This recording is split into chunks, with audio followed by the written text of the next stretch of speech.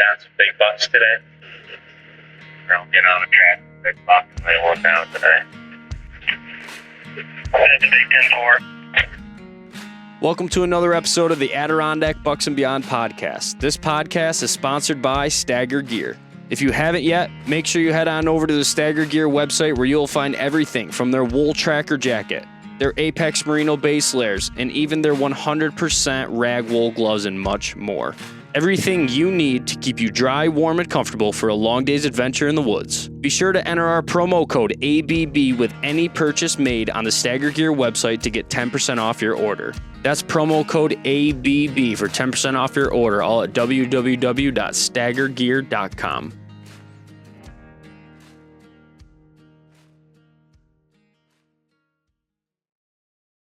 Hey, what's up, guys? Welcome back to another episode of the Adirondack Bucks and Beyond podcast.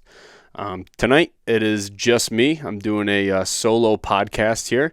It is December 18th, and everywhere in New York is closed as of right now until the holiday hunt. All we have left to hunt this week will be Massachusetts, which I will be headed over there either tomorrow or the next couple days. But what I wanted to talk about tonight is my season. This podcast is going to get broke up into two parts. Excuse me. Like I was saying, this podcast is going to get broke up into two parts. This first part here, I'm going to kind of tell about the first half of my season and how I spent it, what I learned, and how I'm going to change it next year. But that's going to be pertaining to bear ground and kind of one specific buck. And part two of this podcast, I'm going to be talking about kind of the second half of my season on snow. So, yeah, we're going to jump right in. Where I want to start with this one, I'm going to keep looking over here because I've already tried this once today, and it did not go how I planned. So I kind of had to reconstruct how I was going to talk about this and do it. And I have notes this time. I didn't have notes before. So hopefully this goes a little smoother and I don't have to redo this again. But yeah, where I'm going to start is this past summer. Actually, we'll go even farther back than that. I'm going to go to last season, late muzzleloader.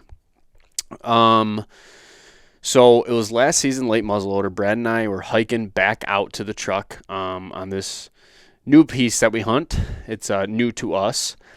And we're hiking out, and we hit this logging road, and we found this gigantic community scrape on this logging road. I looked at Brad the second we found it, and I said, this scrape is going to be money. I was like, hopefully for early bow season, I would love to come hunt this, but I know this scrape's going to be money. Just the location of it, this giant licking branch right here. I mean, bucks have been hammering it. I'm going to hang a camera on this summer. So fast forward to this past summer, Brad and I hiked in there. And I shouldn't say hiked in there. It's literally right off the road, honestly. It's 500 yards off the road. Brad and I walked in there, a very short walk, and I opened up that scrape, freshened it back up through a beech limb. It's basically a big hemlock. I mean, just a giant hemlock, and the branch just hangs perfectly, like perfect level for a licking branch. And this scrape has been used so much that it's just like dug a crater in the ground, and it's super soft dirt. Literally perfect spot for a community scrape. And it's just on a very accessible old logging road. So we hang the camera there, and I think I checked it. Let's see. I checked it once before the season and had a couple small bucks. We hung this camera in like August, and I checked it like end of August, I think, just because I happened to be there. And just had a couple does and some small bucks and maybe a bear or something. But I knew that there was going to be a good buck on it at some point. My intentions for this season is kind of relieving because I told the boys, I was like, man, I'm kind of excited to not have a particular buck that I'm going to be chasing around all season. Like, I'm just going to go out and hunt and just, whatever presents an opportunity that day, and I feel like it's the right buck for me, that's the buck I'm going to take. And I was pretty excited about that. And so it goes, let's see, when did I go in there? October 1st, I think, was my first night in there, and I was just going to go blind hunt it. I didn't know, anything that was on the camera from the last time I checked it, or anything like that. So I snuck in down this logging road, and I pulled the card and could not believe what I saw on my phone when I plugged my card reader in. An absolute giant. Biggest buck I've ever had on camera, hands down. We're talking like 100, and I think I'm being a little generous, but like 145, 150 inch Adirondack buck. Just a beautiful buck. I don't know how else to explain it, but really awesome buck. And in that second, I knew that's the buck that I was going to hunt, at least until we got snow. What was weird about it was the card reader wasn't telling me what the dates and times were, so I just had a whole bunch of pictures of this buck. And I didn't know if they were different days or the same day or different times. Like, I had no idea. But most of them were in daylight, and then I had some at nighttime, and I thought they were just like a whole bunch of different days. So you got to imagine I'm sitting up in this tree with my bow, and I have this giant 150-inch buck on camera, and I'm like, oh my God, I might kill this buck. I thought it was like really recent pictures. Well, I ended up swapping the cards out. Thankfully, I had another card for whatever reason, and took that one home. It ended up being that buck showed up to that scrape September 1st and September 2nd. So I had him on camera 2 days in September, nothing else until October. This was October 1st. I hadn't had him since.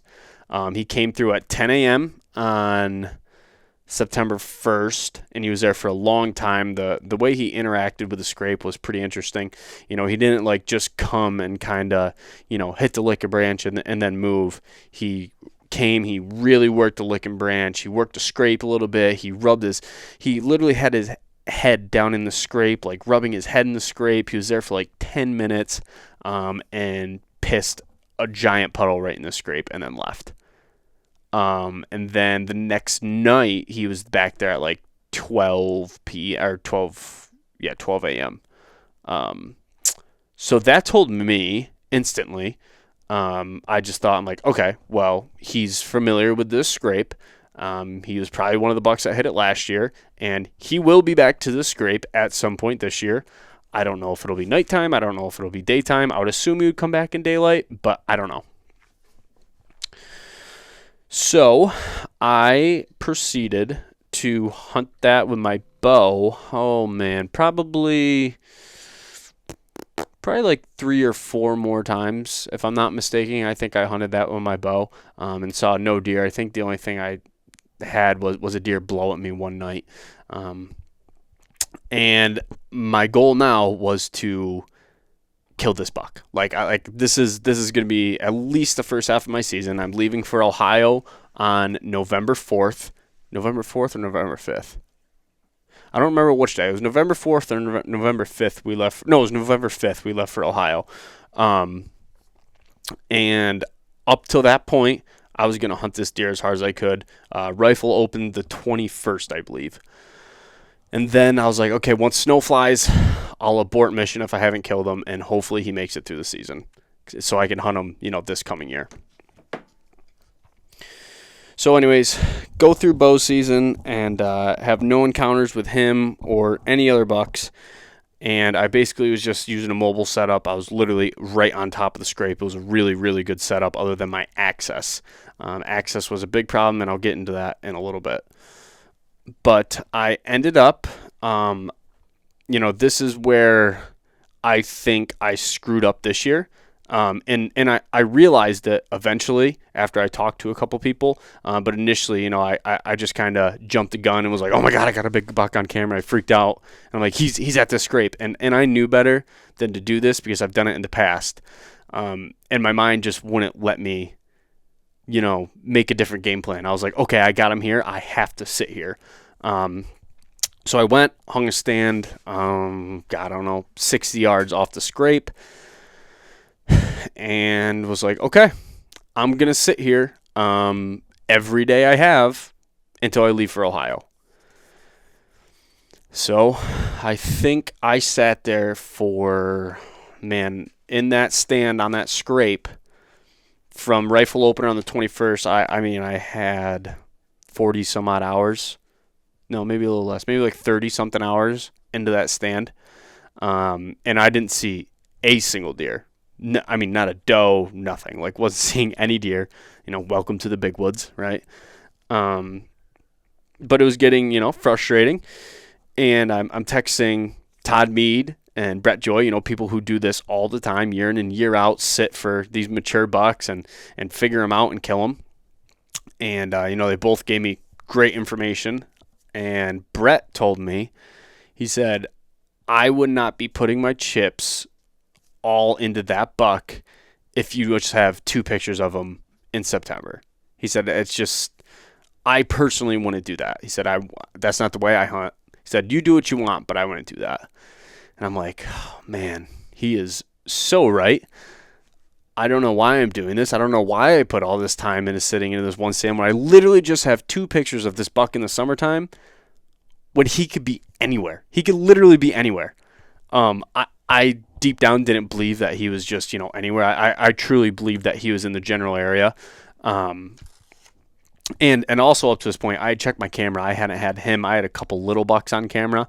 I think on the 28th or something like that. I'm kind of getting ahead of myself, but yeah, I didn't have him on camera. So I was just talking to Brett, and he's like, you should just go and hike your ass off and figure something out. Like, try figuring another piece of the puzzle out. And I said, yeah, you know what? That makes sense. That's probably what I should have been doing from the get-go. I mean, I shouldn't have been wasting all this time here on, marginal weather and not great days, honestly, to sit in the stand. I should have been out scouting, figuring out where else can I go for this buck, or hang another camera, or hang another set, or whatever it may be. So I went on a 9-mile loop, and hardly found any sign other than 300 yards from where I'd been setting up. So if you guys could picture this, I know some people are watching on YouTube, so they'll see me doing hand gestures, but for the guys listening, I'll try to be a little more descriptive. The way this sets up, so like I said, this scrape that I've been sitting is like 500 yards off the road. And there's a logging road that takes you right into there. Like right off the road, there's a logging road. And this logging road splits, like Y's, right to the left and to the right. So where I had been set up had been to the right on the logging road. Well, this other logging road to the left kind of wraps around and drops down into this big ravine, has a big mountain, like right out in front of it. And I don't know what it was, but I had always told myself, I'm like, this buck has to be coming through there. He's got to be traveling through there if he's over here on this scrape. I mean, it's 300 yards, not even. And I knew that, but I just wasn't taking action to it. I wasn't investigating it. I wasn't, So anyways, I was like, all right, well, the only sign I found was on that logging road 300 yards away. I mean, a giant scrape line with like 12 wide open fresh scrapes at the end of October. Or sorry, not the end of October. I'm getting all mixed up here. Yeah, no, it was the end of October. Yes. October 20 had it been October 25th or 26th, I found this scrape line. And to put in perspective, like I said, I didn't find any other sign on my 9-mile loop, and I covered a ton of ground up and down mountains, down in ravines. Very minimal sign other than right here. I said, all right, well, that is where I have to have a camera, obviously. Right now, this is where I need to have a camera. Also, right off the left of that logging road, I said there's this big ravine that wraps all the way around this mountain to this giant swamp. So I have a camera here, and I said, I think I need a camera at the other end of that ravine that loops all the way around that mountain in that big swamp. I was like, there's a real big trail when I was back there. So I ended up hanging a camera there on the fresh scrape line and a camera in that big giant swamp. And they're literally almost in a straight line from each other, probably like 1.2 miles apart. I said, I think this would be a good teller as of how he's traveling around here. Because if I get him on this camera and I get him on this camera, he's obviously using this mountain range in the middle and he's using this drainage to the left. If you guys could see it on a map, it would kind of make a little more sense. But it makes sense to me. So I hang those cameras. I hunt. Let's see, I left on the 5th, so I hunted that fresh scrape line that I found, and I could be completely goofing these dates up, but I know I left for Ohio on the 5th. So I hunted the 2nd, the 3rd, and the 4th of November. Perfect weather. It was really cold. I think it was like spitting snow those days, like probably some of the colder weather we had, and I just took my climber. And I set up right over top of this giant scrape line where I just hung the camera. So I sat there for 3 days before we left for Ohio. And it's funny. I talked to a couple different people. I was showing the pictures. I think Kevin Stone was one of them. And I told him, I said, this buck's gonna show up when I leave for Ohio. I know it. I know he's gonna show up when I leave for Ohio. So I leave for Ohio, and I guess I'll go into the Ohio trip, and then I will pick back up on this buck that I've been chasing. So we leave for Ohio. Awesome trip. Went with our buddies Tony, Justin, Greg, Lance, and Corey went, and myself. And I had never hunted in Ohio. I've never hunted anywhere like relatively close to that terrain for deer. We haven't for turkeys in Kentucky, which I'm sure a lot of you have seen that video on our YouTube channel. But it was really cool. We were in hill country, and we covered a lot of ground out there. We saw a lot of bucks. I mean, the first night I was there, I saw a beautiful, like my dream buck. I tell everybody I want to kill just a big 6-pointer. I had a big 6-pointer at 30 yards, and I kind of goofed up on that. I turned around, flipped the camera on, and by the time I turned the camera on and got drawn back, I realized I'm like, oh, I didn't range him. I'm like, I think he's at 30 yards. And by the time all those thoughts are going through my head, that buck's already gone. Grunt at him. He doesn't come back. And again, those videos are all on our YouTube too. But we go on throughout the week. I saw a deer, I saw bucks almost every single day. I saw another shooter while we were there. Corey saw a big giant 10-pointer. Tony got his shot at a big one. Lance shot a really nice buck. So Ohio was just an awesome trip. It felt really good to, be around a lot of deer and mature bucks again, because obviously, everyone who hunts in the big woods anywhere is Adirondacks, Maine, Vermont, New Hampshire, even Massachusetts in some parts. You guys know like how hard it is to see bucks consistently. It doesn't happen a lot. So to be out there and see a lot of bucks and just see a lot of deer in general doing their thing and chasing and rutting, it was really cool and refreshing.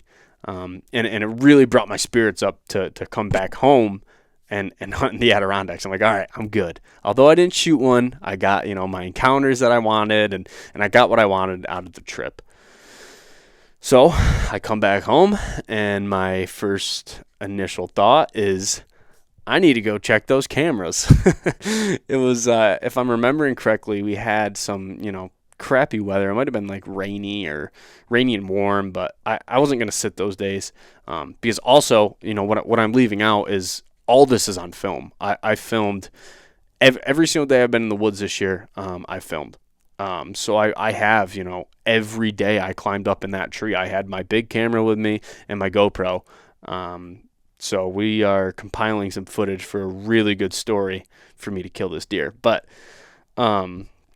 anyways, I go and I'm like, I'm checking all 3 of these cameras today. I got to know. And no, let me see. Did I? Yeah, I think I checked all 3 of them that day. I might have checked the one in the swamp maybe a couple days later, or maybe even a couple weeks later. I'm not sure. But so I check the first camera on the Big Mock scrape that I started hunting originally, and I have a picture of them on November 7th at midnight. And I'm like, oh man, like he's been around. Who knows? Maybe he's been by this camera and just avoiding it, or he's walked by it. I don't know. Well, okay, at least it was at midnight. Whatever. So then there's kind of like a swamp separating this camera and scrape from that big giant scrape line, like 12 scrapes that I found on that adjacent logging road, or the logging road that goes to the left there. So I just cut through the swamp, and I'm walking, and the scrapes there's a couple that are fresh, there's a couple new rubs and stuff, but nothing crazy. And I check that camera, and the day we left for Ohio, I had been hunting this scrape line for 3 days in a row prior. The day we left, he showed up in daylight, hitting one of those scrapes. And I was like, oh, man. Now, the first thing that Brad said to me when I told him that, he said, I wonder if it's your access. And I'm like, no, it can't be. It can't be my access. And I just don't think I wanted to accept that. But I do think that access played a big part in maybe in that, or I don't know. Maybe it was just coincidence, but I know my access sucks for there, and I'm going to change that for next season. But yeah, I had him on camera, and then I checked my swamp camera, and he was also on that in the middle of the night. So now I have him on 3 different cameras. You know, I started this season, and I had him on 1 camera, 2 days. Now I have him on 3 cameras, 1, 2, 3. So now I have like 4 or 5 different days that I have him on camera. So now at this point, I'm back from Ohio, and snow's starting to fly.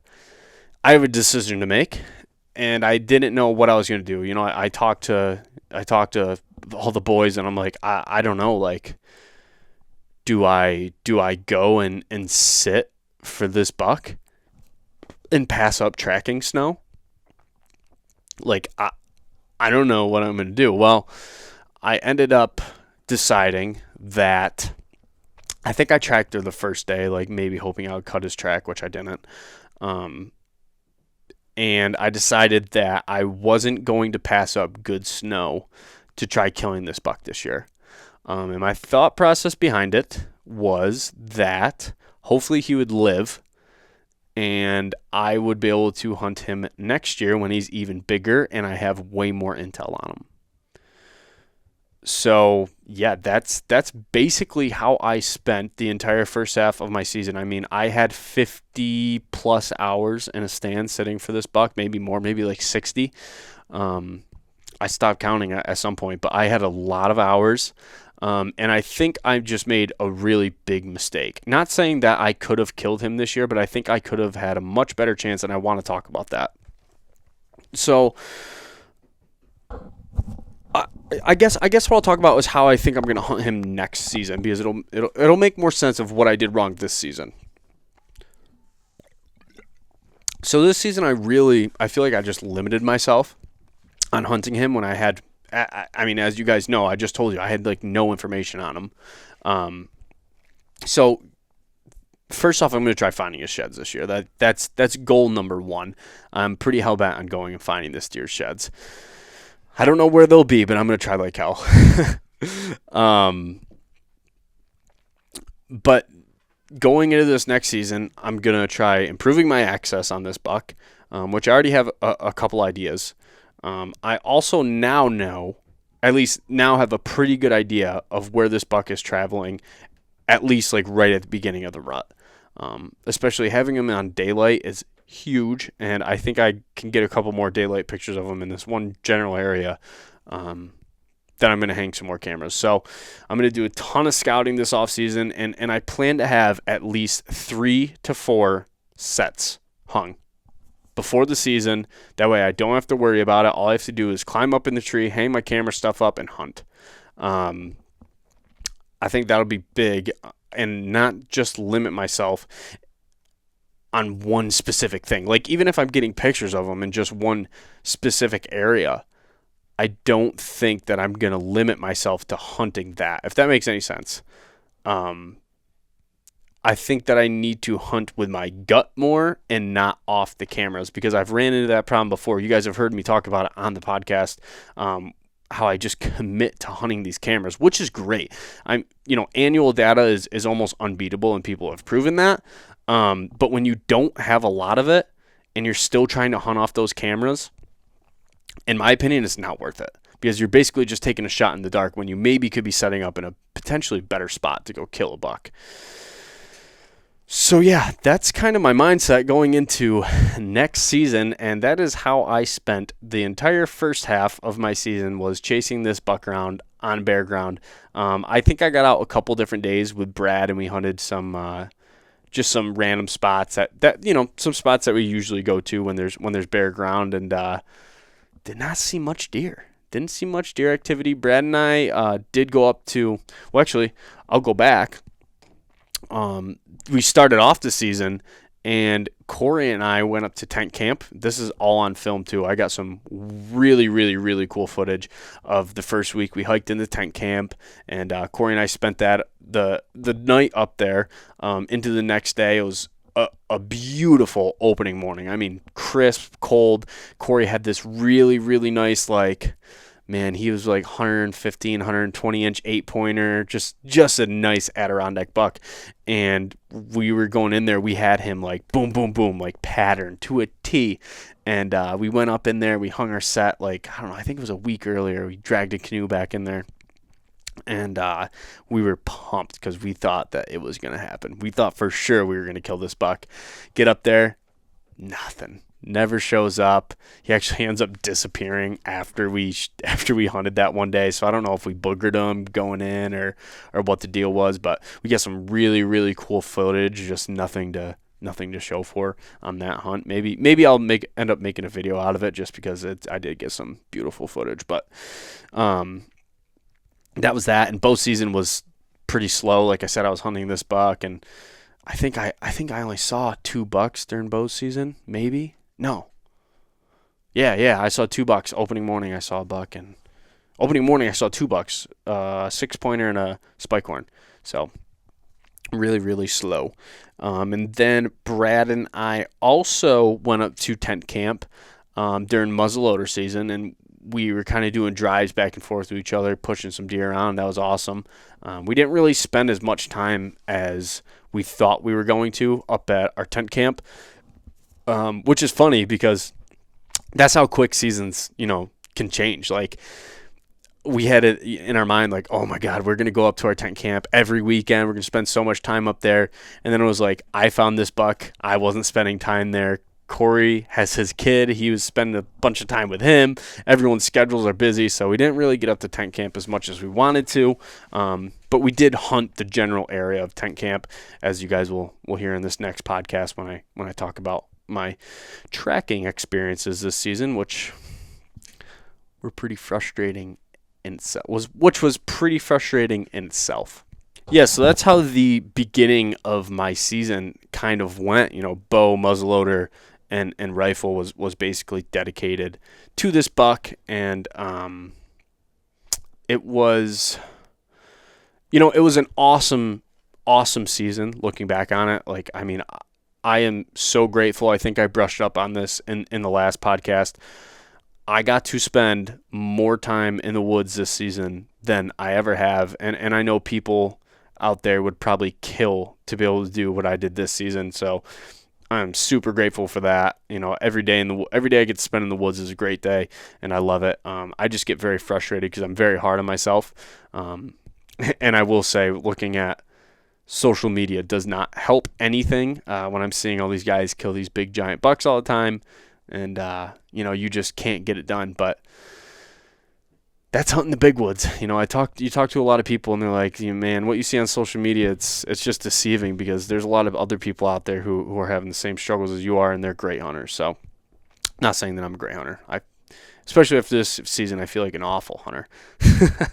Nothing went right. Couldn't figure anything out, but it is what it is. But I learned a lot I learned a lot about this buck. I learned a lot about new styles of hunting, because before this, I mean, as you guys know from our videos and stuff, I'm not a sitter. When I started hunting, I would sit for bucks in the farm country and stuff, and it was super effective. But as soon as I figured out what the whole still hunting thing was and hunting up in the big woods, it all changed. I never thought I'd sit again. I did the Just Hunt Club internship, and I watched Brett do it. I've talked with Corey a lot about it, and Corey and I are kind of on the same page of like, okay, I think we need to sit some more. And that's what I did this season. So it was really a whole new style of hunting, because it is so much different sitting in the big woods versus sitting in farm country, because you're not seeing a lot of deer. Most of the time, like even when I sat with, Brett or Ross or any of them from Just Hunt Club, we weren't really seeing deer. Like we would sometimes, but not a lot. And that's a huge change for me, especially when you're by yourself. When you have somebody else who's filming for you and you can kind of talk with them, converse with them, it's kind of a game changer. But when you're just sitting up in a tree all alone, day in and day out, day after day after day, you're like, oh my God, this is terrible. But the only thing that kept me going back was, what if he shows up? Or what if another buck shows up? There was days where I was sitting in the tree and I was thinking to myself, I'm like, man, I really want to kill this buck. Like, I want to kill this buck in the worst way. But if another mature buck shows up and presents an opportunity, I am going to take him 100%. So it was just a whole different style, and takes a whole different set of skills and patience that I'm hoping I acquire over time. So I'm trying to think of what else maybe happened this year on Bear Ground, or anything else I wanted to touch up on, but I think that's about it. I did film. I filmed Brad one day on Bear Ground. We actually have video of that. I mean, we didn't see anything again. It was, your typical day in the Adirondacks, just moseying around, not seeing anything. But yeah, so we have a ton of good footage from this season, and I'm sure we'll be making a bunch of videos for you guys. But I just kind of wanted to hop on here and throw it out there of how my season went, because we didn't do any updates or anything throughout the season. We didn't do any podcasts. So I definitely wanted to jump on here and just let you guys know what was going on and what I was doing. And it took me a long time before I killed a buck. Like I said, we'll get into that the next podcast. That was fairly recently I killed a buck. So yeah, I think that's all I got for you guys. I don't want to miss anything here, though. It's weird doing this. It's weird doing a solo podcast, because usually I have Brad asking me questions, or the other guys asking me questions, and kind of just keep stoking the conversation. But when you're doing it by yourself, you kind of got to stop and think for a second and be like, oh, what am I missing? I don't know what I'm missing. Yeah, so that's part one, guys. Just kind of a short one, but we will catch you guys on part two here very shortly, maybe in the next couple days. So hope you enjoyed that one. As always, thanks for listening, and go give us a like and follow on Instagram, Facebook, YouTube, all under Adirondack Bucks and Beyond, and we'll catch you next time.